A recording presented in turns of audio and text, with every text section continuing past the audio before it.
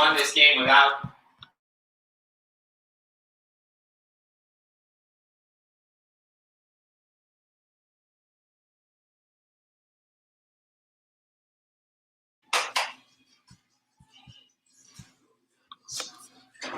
Hey everyone, how's it going? It's Anthony Cosenza with CincyJungle.com and the Orange and Black Insider Bengals podcast. Happy to be joining you all, being able to talk about a Cincinnati Bengals win for the first time in a long time.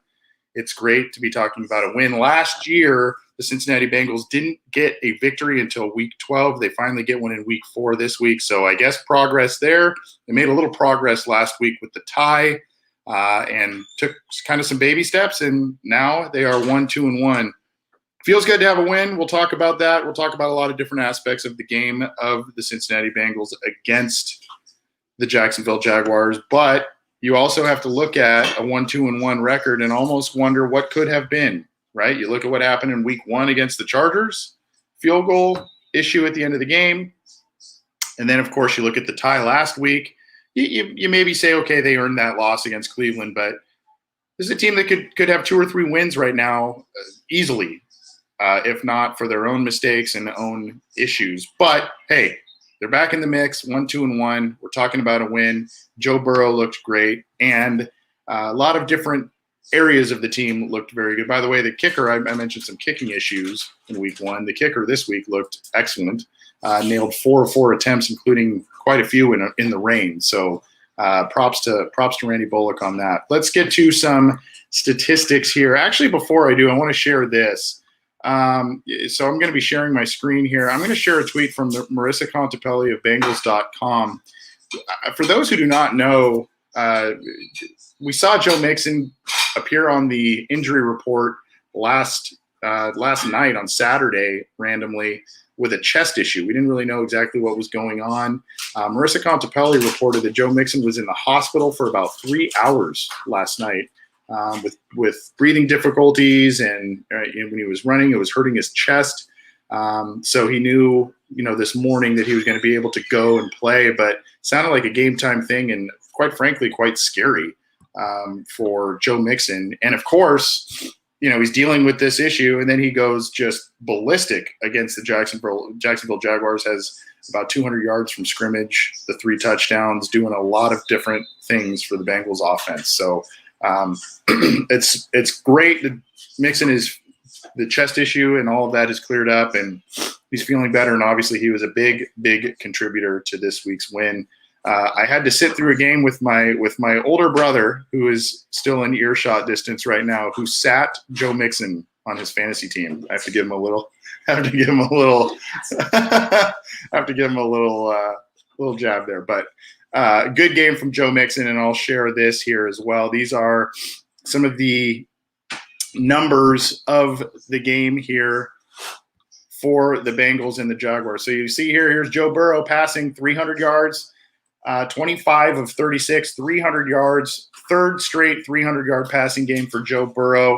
And this one, a little bit more of the chunk yardage variety. You saw there was about 10 yards per attempt or 10 yards per completion, and a little higher than that this week in terms of his completions, yards per completion, 25 completions for 300 yards and 1 touchdown and 1 interception. I think everybody, if you didn't watch this game, you see, the rookie threw an interception. That is not at all indicative of what happened on that specific play. Joe Burrow twice targeted Drew Sample in the end zone, and Drew Sample did not come up with either catch. Both footballs went through his hands. One, he kind of let it go through his hands, bounced off of his face mask, bounced around in between his hands, and then into Myles Jack's hands, and ultimately ended up being a red zone interception and a 10-point swing for the Cincinnati Bengals against them, for the Jacksonville Jaguars. They took away a touchdown. The Bengals were doing a great drive. They started from, I believe, their own 10-yard line and drove the length of the field. And, unfortunately, Sample let that ball go through his hands, and it became an interception. Jacksonville drove down and got a field goal. Later, Joe Burrow tried to hit Sample in the end zone again. It went through his hands. A little more difficult catch, but went through. He had both his hands kind of wrapped around the ball, and it just went right through his hands again. Fortunately for the Bengals, they ended up scoring a touchdown a few plays later anyway on a Joe Mixon great run after the catch out of a little swing pass from Burrow. Hurdled one defender, took a shot after entering the end zone, but a great play by Joe Mixon. But my point is, when you look at this stat line from Joe Burrow, this should be a lot more gaudy, and really shoulda, woulda, coulda is kind of the name of the game for the Bengals this year. And I mentioned, what could have been with the record. And then, of course, you look at this stat line alone in this game. A couple of other drops that were made by receivers, so not totally indicative. And really, Joe Burrow could have had an even more outstanding stat line than he does already. But 6 touchdown passes through the first 4 games, 2 interceptions, another touchdown run on the ground, and then of course he gets his first win as a pro today. So Joe Burrow coming as advertised, and then some, folks. I was talking with some people this morning saying, I think it was in our pregame show, brought to you by Narragansett Beer, that he's making some rookie mistakes that you would expect him to make, but it is far fewer than I think the average rookie quarterback starting week 1, and especially with no preseason, make this point. So you gotta like, that's my son, by the way. He's unhappy about something. It's a celebratory scream, I guess. But at some point you got to tip your cap to Joe Burrow and say, this isn't your typical rookie quarterback. This is a guy who's making plays like a veteran and doing a lot of different things to help this team win football games. And really, again, you sometimes feel sorry for the guy because he's making plays, and sometimes the passes are dropped in weeks past. The offensive line issues, et cetera, kind of came to fruition. So, you got to tip your cap to him. He's playing very well, and the Bengals definitely seem to have their next great franchise quarterback, at least through 4 games so far. I mentioned Joe Mixon's day. What a day by him. Probably his best career game as a Cincinnati Bengal. 25 carries, 151 yards, 6 yards per carry. Of course, the big one on the touchdown run over the right side, kind of took it out, bounced it outside, and had an open field and took it all the way into the end zone. 2 touchdowns on the ground, another touchdown through the air. And you can see down here, Joe makes another 30 yards for a touchdown on 6 catches. So close to 200 yards from scrimmage by Joe Mixon, 3 touchdowns. Gio Bernard getting 19 yards on 2 carries, so that's pretty solid, even though the carries were limited. And that was kind of shocking given what we knew about Joe Mixon's chest issue, or I guess what we didn't know from Joe Mixon's chest issue. Pretty good day from Gio Bernard on limited touches. T. Higgins getting an end around for 13 yards. Joe Burrow making a couple plays with his legs as well. Leading receivers, Tyler Boyd, first down machine, 7 catches, 90 yards. 7 catches on 8 targets, 90 yards. It's pretty good, folks.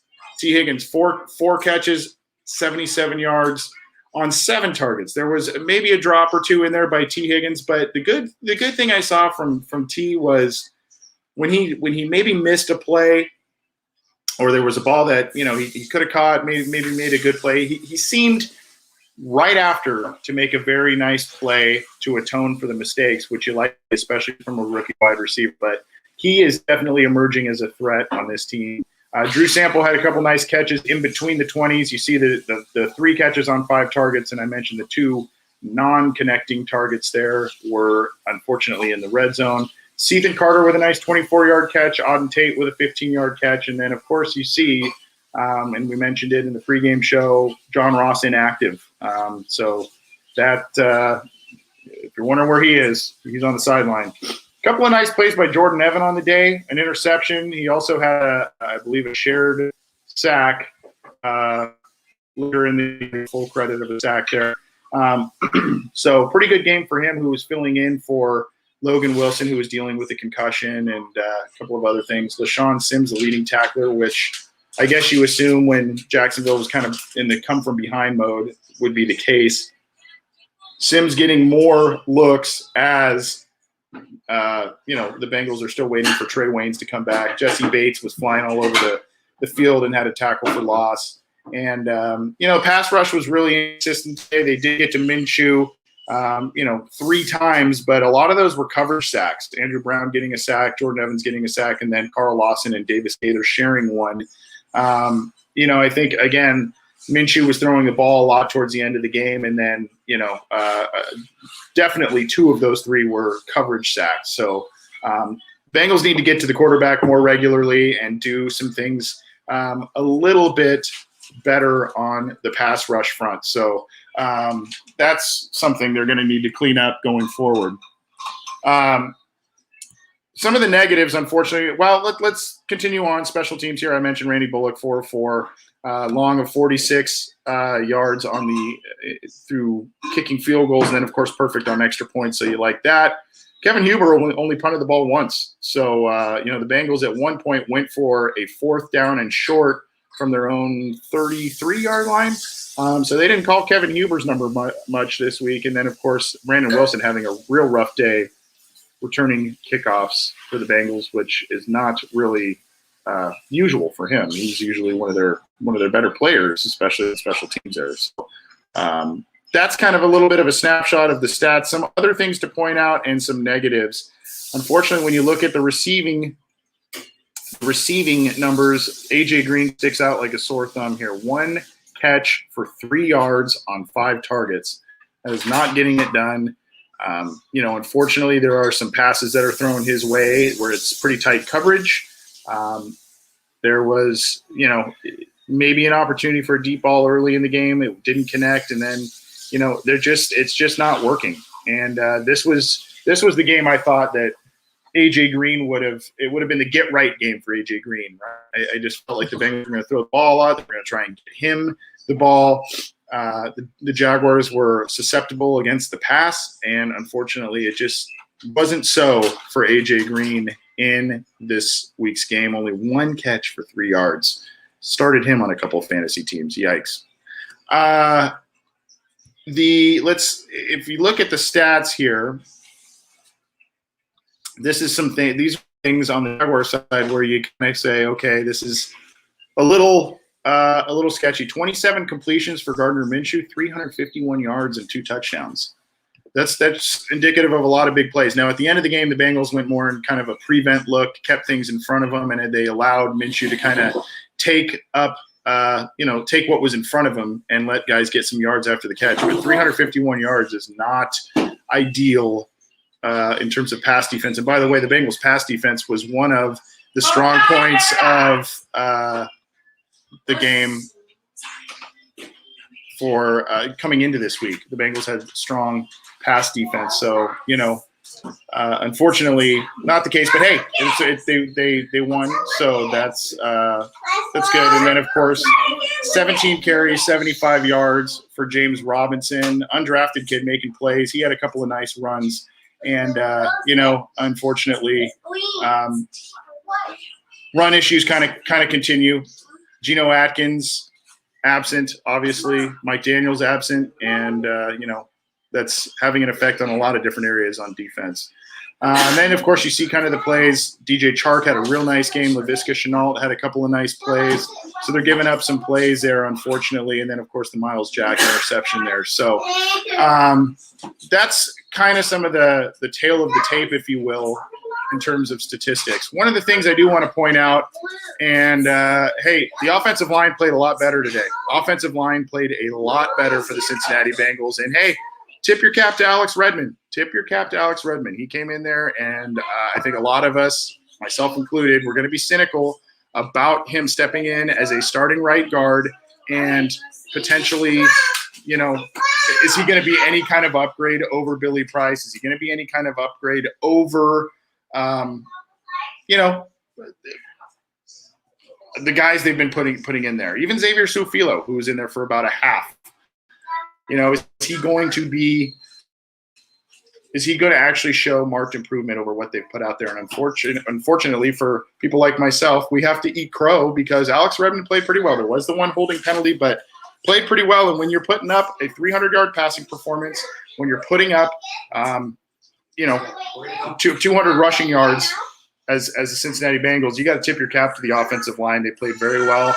And you could tell they were making plays, especially some of the things. There were a couple of openings on the right side where Alex Redmond was. And look, Alex Redmond is not a perfect offensive guard. We may sit here next week and say, oh boy, he gets the start again and, the familiar issues continue. But I will say this: if you look to the end of 2018, if you look to the end of 2019, and you look today, there are some games there where Bobby Hart and Alex Redmond played together and obviously are comfortable next to each other, and things are working, especially in the run game. Things are working. So you're gonna get the penalties. You're gonna get some of those issues, but I don't know if you want to say Alex Redmond was the key to everything this week, but you gotta give him credit. You got to give him and this offensive line group in general, Jim Turner. Hey, they've been dragged through the mud, especially by people like myself, to dragged through the mud this week and in the past few weeks because of the issues. They protected Burrow pretty well today. A lot of pockets, all of that. Now here's the question: is it because who they played today? Is it a lack of talent by Jacksonville, and it made the offensive line look better? Did they make adjustments? Does the Alex Redmond effect really play into the success of what we saw today? Or is it a little bit of both? I don't know. Jacksonville only has one win to this point, so we know they're not a strong team. But, I think obviously they've got some talent there. So I'd like to think it's maybe a little bit of both. Improvement, Alex Redmond, all of that, but also maybe a little bit of a weaker opponent, weaker defensive line than most other teams they've faced, rather. So that's kind of some things that immediately pop up in terms of good, bad for the Cincinnati Bengals. I'm seeing a lot of stuff. AJ just looks slow, Josh Holland says. It's almost a little maybe slow, but also maybe a little tentative. There are a lot of and I see that he's kind of, when he hits the ground and gets tackled or these pass breakups and there's a big pile up of players, I see him kind of get up and hobble a little bit. He's kind of showing a little more pain and grimaces than I'm accustomed to with AJ Green being a Cincinnati Bengal. So, I still think there are plays to be made. I know we're a month in now, and look, AJ hasn't played a lot of football over the past couple of years, and at least not in games. He's been injured. There was no preseason. He was injured in training camp again this year, so he couldn't really condition. Maybe these things will start remedying themselves down the road. But T. Higgins is emerging as a viable threat at receiver. Tyler Boyd is right now the team's best wide receiver, making plays and first downs, just catch after catch. It's pretty unbelievable. It's like almost every time Tyler Boyd catches the ball, you know that a first down is coming. So, Time Courts said, or maybe it's Tim Courts says Bates had a good game. He did have a good game. Jesse Bates. He kind of had the one bad game against Cleveland, and then he had an outstanding game against the Chargers, another good one today. So the other, just to kind of go around a little bit, I want to share this just to update you all in case you have not seen what has transpired around the league and around the AFC North.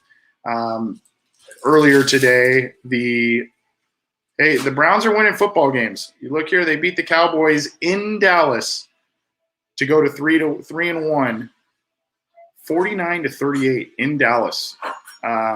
That's a big one. And Dallas, shockingly, is 1-3. I don't think a lot of people thought that would be the case with Dallas this year. So Cleveland's 3-1. They beat the Cowboys 49-38.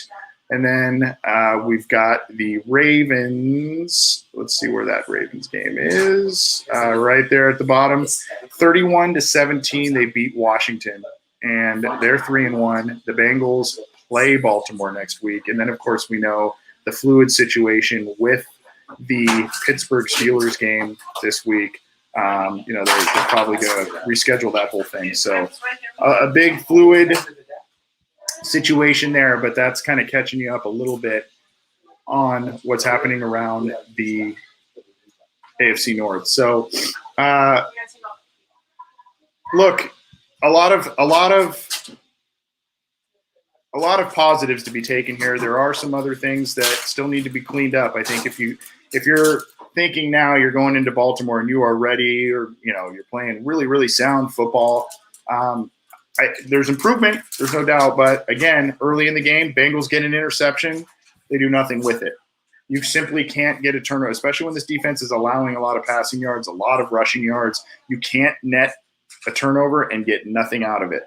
The issue I mentioned earlier, that 10-point swing where Drew Sample drops the ball and gets it yanked out of his hands in the end zone, where the Bengals should have had a touchdown, turns around and Jacksonville gets a field goal. Better team, that's probably a 14-point swing. So you have to – these are still some of the mistakes that need to be cleaned up. The Bengals hopefully get Geno Atkins back next week, and that'll help their pass rush. That'll help their run defense. So you have to hope that is going to remedy a lot of the issues. But, I mean, is that something you definitely want to hang your hat on if you're Lou Anarumo? I kind of feel like you got to start making the adjustments. You got to start doing things to limit the damage and the yardage. You have to start doing that. So, Geno Atkins is coming back, I think, next week, so that'll help. But, to what extent remains to be seen. I mean, after all, he hasn't practiced for a long time either, really. He was hurt towards the latter part of training camp, and he hasn't been playing football either. So where's his conditioning at? I'm not really sure. But we do know that he makes the pass rush go. We do know that he makes this defense go, and when he is on, he is one of the best players in the NFL for sure. So hopefully he comes back and the Bengals defense looks a little different. Hopefully the offensive line, and they will need it next week. They will need to continue this momentum that they built today. And I would expect that Alex Redmond would get the start again at right guard based on what happened today. And hopefully he steps up and plays a similar, if not even better game than he played today. So the offensive line is, as we know, Joe Burrow will make plays with or without offensive line help. But you could see when he had time today, which was throughout much of the day, when he's comfortable, he can make plays, and he will make plays. He makes plays without him, but every quarterback is better without pressure and sacks all the time. And obviously, we had 8 last week, and they really limited any kind of hits or anything on Joe Burrow this week, which was great to see. So here's a comment from Gavin. My thing with Redmond, the line, and versus the Jags is that the Jags have good edges. They also have good linebackers as well. Mike and Alex did great at getting to the second level and blocking them. Who also had a pretty good game today was Jonah Williams. I saw him working in space. I saw him stymie his defender on the edge a couple of times, and I saw him get out and do work on screen passes and those things. Jonah Williams is steadily improving week to week as well. It looks like he's going to be a very solid football player. So, I mean, last year's draft isn't completely lost. I know Drew Sample had a couple of bad moments today, but he also had a couple of catches. So take that for what you will. But a good foundational building block for the Cincinnati Bengals this week as we go forward. Again, 1-2-1. You almost feel cheated a little bit with that record because you feel like you could have or should have 2 or 3 wins at this point, especially in one of the easier parts of your schedule. Now you're kind of getting into the meat of your schedule. Baltimore, you'll get Cleveland again, Pittsburgh, all of that. These tough games, and the Bengals need to start finding ways to win these games and squandering opportunities when they get a turnover, throwing interceptions in the red zone, whoever's fault that is.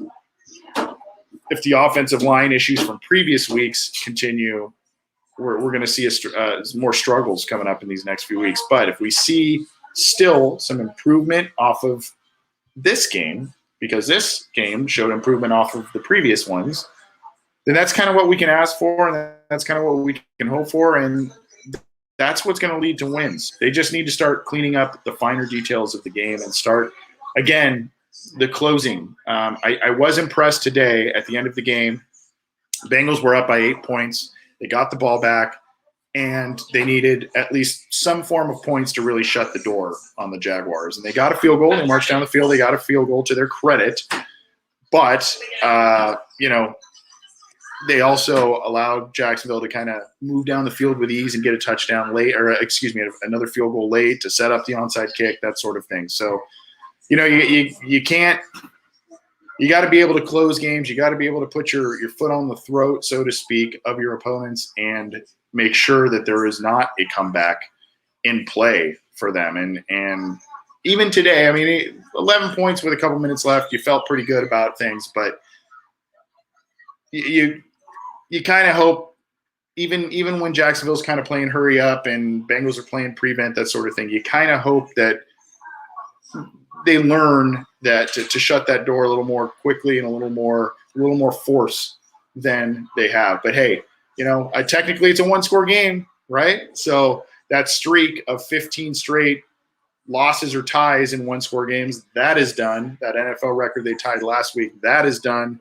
Cincinnati Bengals learned they had 2 losses to start the season, got the tie, and now the win. So things are trending in the right direction. Maybe a little later than we wanted to, but that's kind of all we can ask for there. So I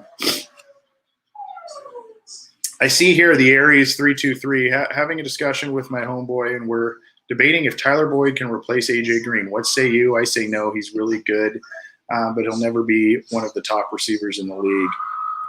Tyler Boyd, and by the way, I'm going to be here for a couple more minutes. I'm Anthony Cosenza with Cincy Jungle, giving you the post-game show here. Bengals beat the Jaguars in Week 4, 33-25. So good win for the Cincinnati Bengals on their home turf. And Joe Burrow's first win actually gets to be in front of at least some fans, 6,000 or so fans in attendance, aside from all those cardboard cutouts. So you got to feel good about that. But going back to that question there from the Aries 323, I don't.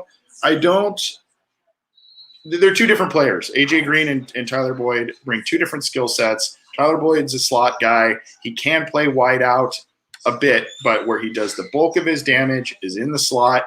And quite frankly, as much as productive as he was with Andy Dalton, quite frankly, I think he's going to be even more productive with Joe Burrow, because if you go back to Joe Burrow's tape in college at LSU, he used Justin Jefferson a lot. Jamar Chase was the outside threat, the deep threat last year, made a lot of big plays that way, but his security blanket, where he wanted to go to sustain drives, move the chains, was Justin Jefferson. And Tyler Boyd is in that mold. He's a guy who catches almost everything thrown his way. He will move the chains. There's not going to be the 50-yard bombs all the time to Tyler Boyd, but there's going to be a lot of 12-yard plays. There's going to be a lot of 15-yard plays, 8-yard plays, and those are the plays that sustain drives, frustrate teams, and tire out defenses. So if you're wondering what Tyler Boyd's viability is, I mean, he's coming off of 2 straight 1,000-yard seasons. I'm assuming if he stays healthy and productive this year, we're going to see the same here. And Tyler Boyd is known as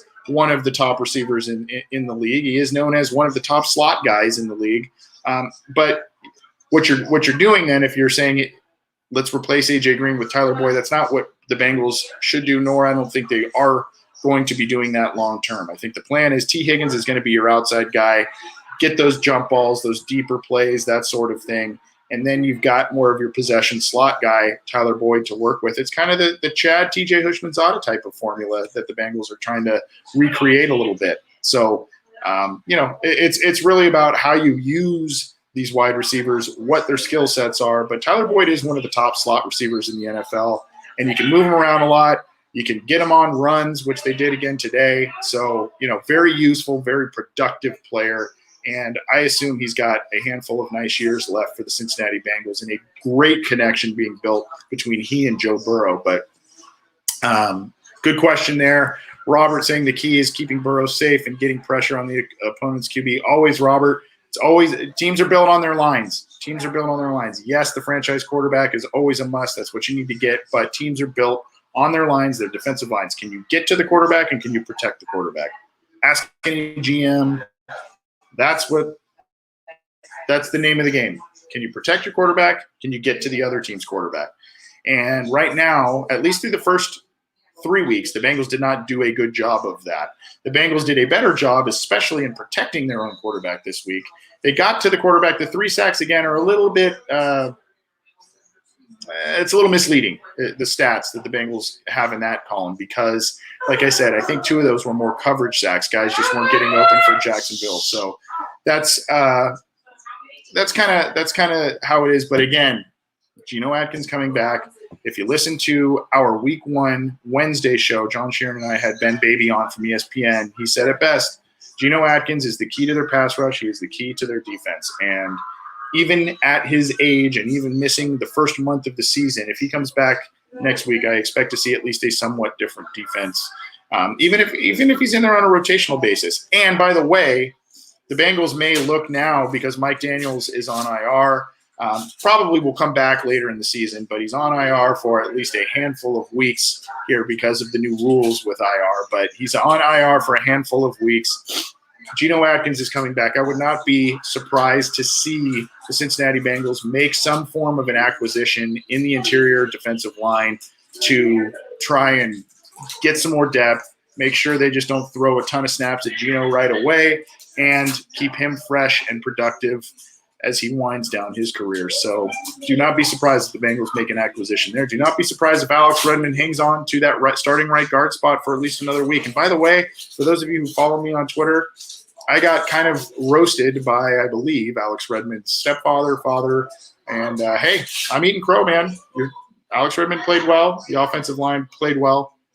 And let's just hope they keep it up, because the track record's been spotty. And as Robert just said, you got to keep Burrow upright, not only for winning games purposes, but for his own psyche and health.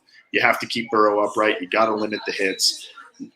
Burrow's going to take some hits because he maneuvers around the pocket and he tries to make things happen, like an Aaron Rodgers, like all these other great quarterbacks. Obviously not there quite yet, 4 games in, but he's looking like it. But he's going to take the inevitable hit that isn't really credited to the offensive line, because he's trying to maneuver around the pocket. He's trying to extend a play and make things happen. And I mean, it's going to happen, but you got to try and limit all of that, especially free shots, especially bad pressure up front. So hopefully the offensive line continues to improve. I'm going to say this. I'm going to leave you on this note here. If you watch, I caught myself watching Joe Burrow a little more closely than I had before in these previous games, just on a snap-by-snap basis. There were a couple of plays. If you go back and watch, there were a couple of plays by Joe Burrow where he either rolled to his left, rolled to his right. Take a look at the eyes. He'll avoid pressure. The eyes stay up. He looks downfield to find a player and extend the play. And there was a play where I'll have to try and find it, but there was a play where he kept his head up, he extended the play, and he got, a first down completion, probably 8 to 10 yards or so, by keeping his eyes up and throwing the ball. It was one where he booted to his left to avoid some pressure and made a nice play. Andy Dalton did a lot of nice things for this team. There were a lot of great throws. He's one of the best statistical passers in team history. Towards the end of the year, could you say the same about Andy Dalton, wherein he would be pressured and he would keep his eyes up and keep the throw going downfield? Or did you see Andy Dalton settle for a 3-yard little run gain and then the drive stalls out? Go watch some of these plays again, and we will have them on cincyjungle.com, but go watch some of these plays again if you're able, by Joe Burrow, where he extends the play by keeping his eyes up and avoiding would-be sackers, and instead of taking that, he does it a couple times where he'll scamper for a few yards, and that's great. A lot of times that's great, but he keeps his eyes up and he makes a throw down the field off of his first read oftentimes to continue to extend the drive, make a bigger play and a bigger impact. And these are things that are innate. And when a rookie has it 4 games in, you got to feel pretty good about who you have under center, and you have to feel pretty good about the direction of your franchise from what we've been seeing from Joe Burrow. He's taking care of the football despite all of the pressure and the sacks. Not today, but the previous 3 weeks. He's taking care of the football. He's making plays, and he's been very efficient. 3 straight 300-yard passing games for the Bengals, and now finally you're starting to see it not net losses, or they're netting wins. So you got a tie, you got the win, and you got to feel good for Joe Burrow and the Bengals here. Thanks for joining. I'm Anthony Cosenza. You can join our podcast again after every game. We do a post-game one before the game, an hour before kickoff. We do a pre-game show. Matt Minnick, John Sheeran, and myself, presented by Narragansett Beer. Join us for that. We have a little fun. We break down the game. This week we had, and I have to say a special thank you to the Bengals. times at least on the telecast today, and his lovely wife Jess joined us on the pregame show from Paul Brown Stadium. It was a lot of fun talking to him. We had a great time. So we've got guests, we've got giveaways, we've got all kinds of stuff. So join us for that. Have a little fun, talk some Bengals. And we've got these post-game shows. We've got the Monday news dump where we go through the Bengals headlines, the NFL headlines, get you updated on all things there. We have the Wednesday deep dive show with John Sharon and myself going through not only this week, but the week ahead, the game ahead. And, of course, we do listener questions live on Friday, so join us for that and submit yours how you can. Thanks for tuning in. Appreciate all of the support, the kind words, and the high level of viewers. This is awesome. So appreciate all of that.